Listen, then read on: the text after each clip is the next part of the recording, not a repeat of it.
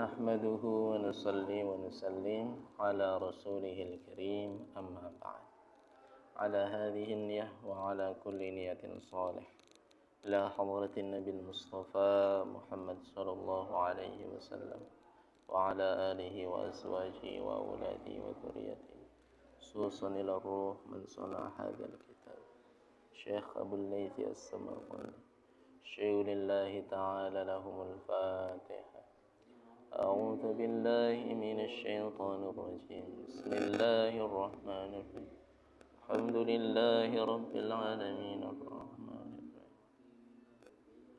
إياك نعبد وإياك نستعين اهدنا الصراط المستقيم صراط الذين أنعمت عليهم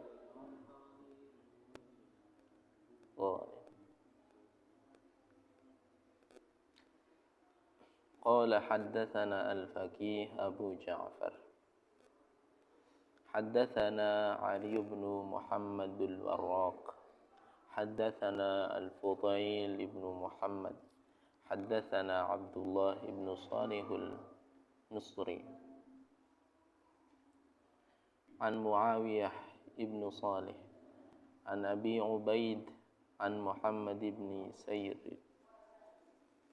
قال beliau berkata dari Muhammad bin Sairin berkata dakhaltu masjid al-Basrah dakhaltu suatu ketika aku telah memasuki masjid Basrah wal Aswad ibnu Sari' dan Aswad bin Sari' yakussu 'alan nas pada ketika itu sedang memberikan ceramah kepada jamaah atau kepada manusia.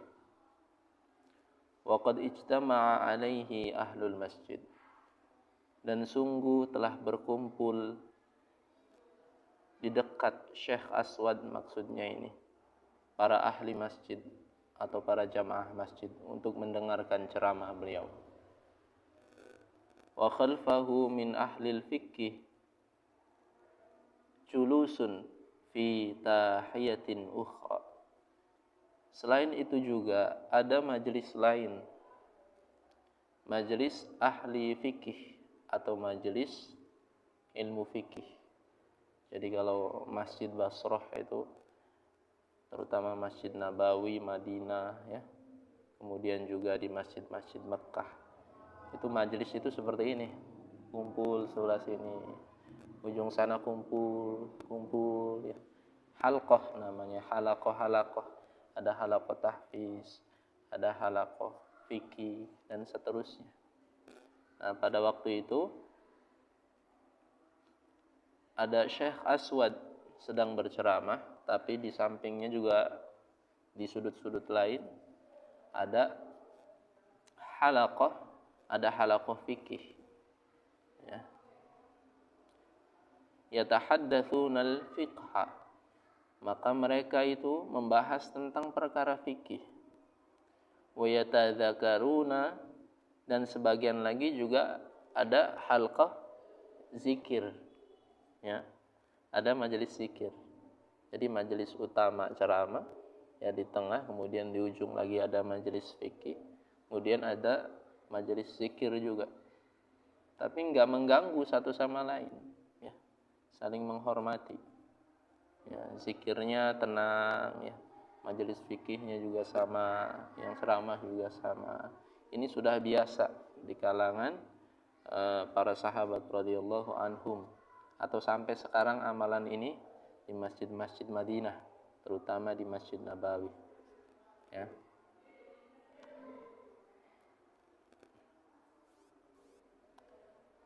Faraqatu bainal halqah wadzikri, maka aku pun berdiri di antara halaqah fikih dan halaqah zikir, di antara majelis fikih dan majelis zikir. Falamma faraqtu, maka tatkala aku selesai dari solatku, maka ma'ana berdiri tadi berdiri untuk solat maksudnya. Ya. Maka tatkala aku ini selesai dari solat, qultu, aku pun berkata, ya, lau utitu ilal aswad, kalau seandainya aku mendatangi ke Syekh Aswad tadi, ya, duduk dengan majelis tadi, ya, fa'asa an tusibahum, ya, ijabatan wa rahmatan tusibani ma'ahum, maka aku pun akan mendapatkan keutamaan perkara-perkara yang belum pernah aku dapatkan. Tsumma qultu, ya, wa rahmatan tusibani, dan aku pun mendapatkan rahmat kalau berkumpul dengan Syekh Aswad tadi. Ya. Tsumma qultu, kemudian aku pun berkata lagi, lau utitu halaqatal fiqhi, kalau aku duduk di halaqah fikih, ya, la'ala asma' kalimatan lam asma'ha, maka aku pun pasti akan mendengarkan satu perkara yang belum pernah aku mendengarnya. Ya. Fa'mal biha, falam azal ukhayyir nafsi fi dhalika hatta jawastuhum fiha, hatta jawastuhum falam aq'ud ma'a ahadi minhum. Maka aku pun bingung mau duduk di mana. Ya. Jadi aku pun keluar tanpa duduk di salah satu majelis itu. Enggak duduk dengerin ceramah, enggak duduk juga dengerin majelis fikih, enggak duduk juga di majelis zikir. Ya. Falamma kanat tilkal laila, maka sepulang dari situ, ya, tatkala aku ini tidur di malam itu, kata beliau, atani atun, ay atani atin fil manam, maka ada seseorang yang mendatangiku di dalam tidurku. Faqala, orang itu berkata, amma innaka, sesungguhnya kalau seandainya kamu duduk di majelis fikih, allati kana yudhkar fiha al-faqih, allati kana yadhkuru fiha al-faqih, yang mana di majelis fikih itu seorang yang faham dengan perkara syariat akan menjelaskan tentang perkara syariat. Lawajadta Jibril alaihi salam ma'ahum jalisan, maka niscaya engkau akan mendapati malaikat Jibril duduk bersama orang yang duduk di majelis fikih. Ini pernah Ang Didi sampaikan, ya. Jadi ilmu fikih itu wajib. Enggak boleh enggak. Semua umat Islam ini wajib belajar ilmu fikih. Karena semuanya berkaitan tentang fikih. Sedangkan dia mempunyai kewajiban untuk sholat. Maka tatkala dia sholat, mesti tahu peraturan tentang sholat. Saya mah bukan backgroundnya agama, saya mah backgroundnya pengusaha, S1, S2, sampai S3. Jadi nggak penting belajar itu. Tanyakan pada dirimu, kamu agamanya apa? Kalau agamanya Islam, wajib. Karena sholat membutuhkan ilmu. Haji butuh ilmu, wudu butuh ilmu. Maka perkara fikih atau pelajaran fikih itu wajib kita pelajari. Ya, apapun background kita, mau pengusaha, pedagang, dekati para alim ulama. Anas'alahum 'anil masailid dunyawiyah wal ukhrawiyah. Tanyakan kepada mereka tentang perkara dunia dan akhirat, tentang masalah fikih. Anazurul ulama, dekati para alim ulama. Ya. Khusus tentang masalah fikih, dekati para alim ulama. Jangan tanyakan selain kepada para alim ulama, karena khawatir nanti mereka berfatwa kepada sesuatu yang bukan pada tempatnya dan dia tidak berhak untuk berfatwa. Karena zaman sekarang betapa mudahnya orang-orang itu berbicara, ya, betapa beraninya mereka itu demi konten, demi ketenaran membuat fatwa yang mengada-ada. Ya, cukup. Ada pertanyaan?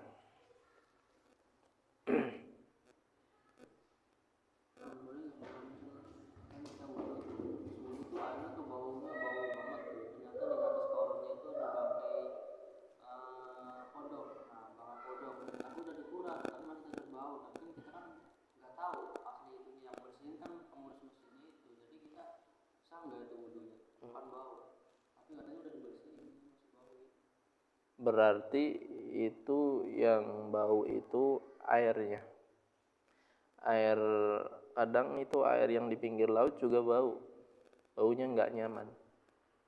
Tetapi kalau bau itu berasal dari benda-benda alami seperti pepohonan atau tanah itu sendiri, nggak masalah. Tapi kalau dari bangkai wajib dikuras. Tapi kalau sudah dikuras, ternyata baunya masih ada, barangkali ngurasnya kurang bersih, ya, maka dicek, ya, menguras tempat air itu harus hati-hati, ya. Jadi jangan sembarangan nguras kemudian selesai. Pertama, bersihkan dulu itu najis yang sekiranya ada di tempat penampungan air. Setelah sekiranya bersih, buang atau bersihkan dengan air, ya. Setelah bersih dengan air, masuk sabun digosok, ya. Jadi jangan sabun dulu. Kemudian setelah sabun dengan air lagi, kemudian ditutup dengan air lagi. Insyaallah nanti nggak bau lagi, ya. Tetapi kendati pun demikian, kalau kita berjumpa dengan air-air tersebut yang berada di tempat ibadah yang mereka memastikan sudah dikuras, maka hendaknya kita berhusnudzon. Karena itu kadar airnya tetap bersih. Apalagi airnya itu lebih dari 2 kulah penampungan airnya. Kecuali penampungan airnya kecil. Ya, paham ya? Jadi nggak apa-apa kita tanyakan, udah dikuras? Oh ya sudah, barangkali ada faktor lain seperti itu, ya. Karena hukum asalnya air itu suci, itu hukum asalnya air bersih. Jadi kalau seandainya ada sesuatu yang menajiskan kemudian sudah disucikan, ya sudah selesai. Tapi kendati pun demikian, untuk pelajaran ke depan kita jangan sembarangan membersihkan, ya. Jadi membersihkan najis itu harus hilang 3 perkara. Pertama, bentuk najisnya harus hilang. Kedua, warna airnya juga harus hilang, ya. Warna air ini maknanya apa? Warna yang tidak biasa harus hilang jadi warna biasa air, ya. Kemudian yang ketiga, baunya juga harus hilang. Tapi yang susah ini kadang memang bau, makanya bau ini dimaafkan kalau sudah warnanya hilang, ya. Kemudian najisnya bentuknya hilang, kita sudah membersihkan dengan maksimal. Kayak kamu cebok aja tuh, kamu maksimal enggak? Kadang-kadang cebok tuh suka dicium enggak tangannya? Hah? Ngaku aja. Kadang-kadang kan suka dicium tuh masih bau, kamu cuci lagi, wah cuci bersih-bersih, ya. Tapi kok masih bau? Setelah kamu berusaha dengan benar-benar berusaha mensucikan tangan kamu, ya, maka bau itu dimaafkan.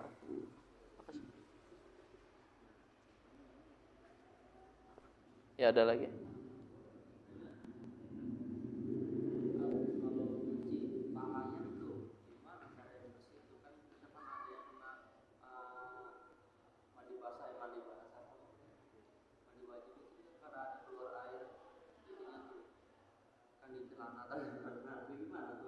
Air mani itu suci, enggak najis. Enggak apa-apa, sebenarnya enggak apa-apa. Air mani itu suci. Kalau air mani najis, manusia najis. Ya. Air mani itu suci. Tapi kalau keluarnya sambil kencing ini masalah. Ya. Ya. Jadi mencuci pakaian itu atau mencuci apapun itu dalam kaidah ilmu fikih, pertama pastikan ya bentuk najisnya itu hilang. Wujud najisnya itu hilang. Ini jangan dicampur dulu ke air.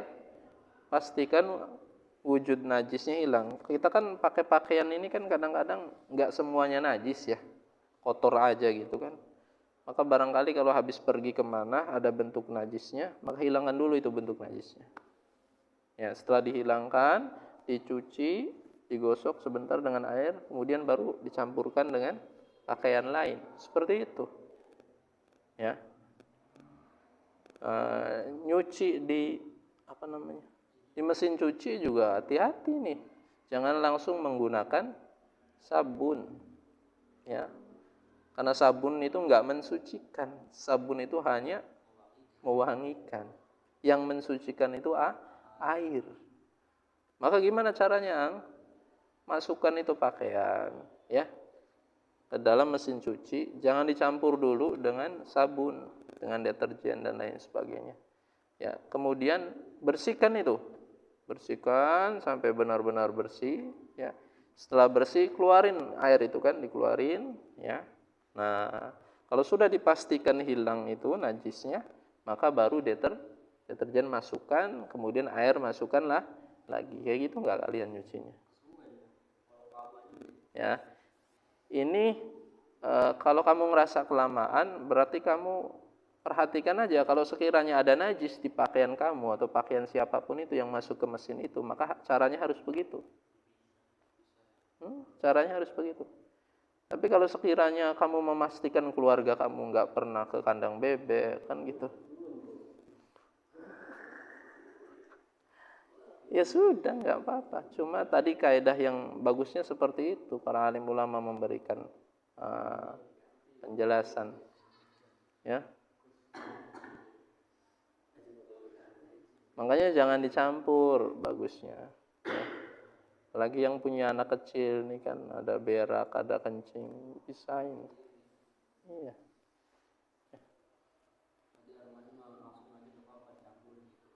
Apa? Enggak apa-apa. Air mani itu suci. Enggak apa-apa. Kamu kalau serasa enggak ribet, ya kamu pisahin, enggak apa-apa. Kalau serasa ribet, enggak usah dipisahin. Air mani itu mulia.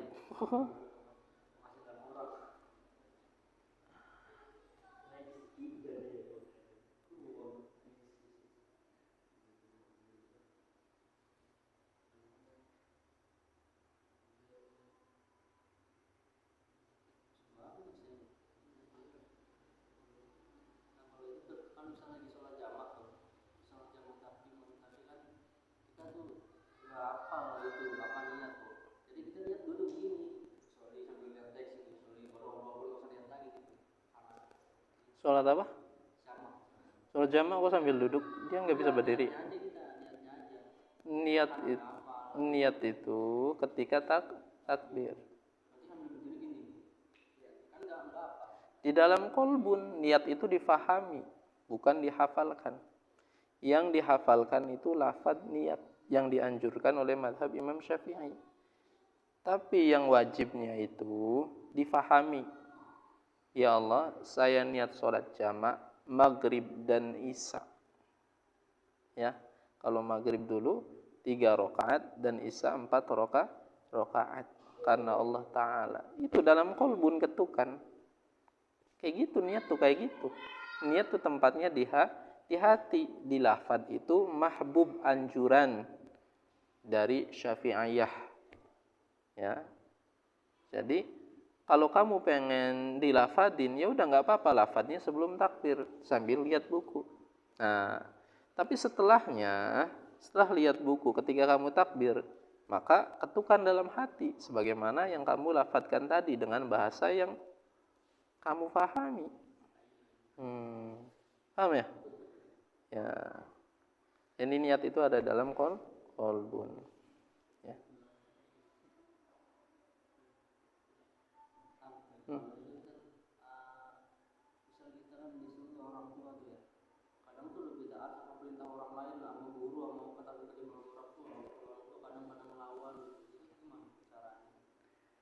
La ta'ata fi ma'siyatillah. Ya. Wajib bagi kita itu untuk berbakti kepada kedua orang tua. Tetapi wajib bagi kita juga untuk tidak nurut ke orang tua kalau perintah orang tua itu